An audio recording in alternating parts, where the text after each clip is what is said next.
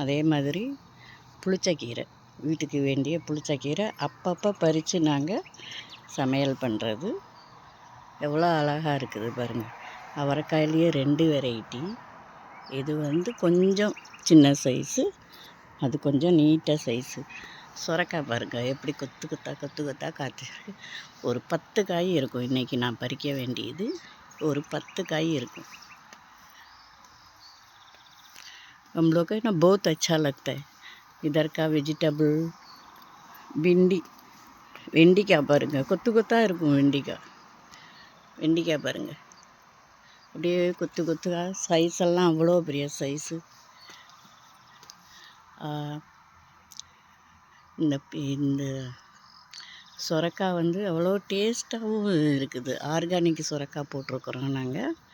அது நல்லா டேஸ்ட்டாகவும் இருக்கும். வெண்டிக்காய் பாருங்கள், அப்படியே கொத்தாக இருக்கும். வெண்டிக்காய் பார்க்கும்போதே நம்ம சமைக்கிறதுக்கு ஆசையாக இருக்கும் நமக்கு. இவ்வளோ பெரிய வெண்டிக்காயாக இருந்தாலும் கூட முத்தலாக இருக்காது. பாருங்கள் எவ்வளோ பெரிய சைஸுன்னுட்டு. கிட்டத்தட்ட நம்ம கையால் ஒரு ஜான் இருக்கும். அதே மாதிரி கீரை வகைங்க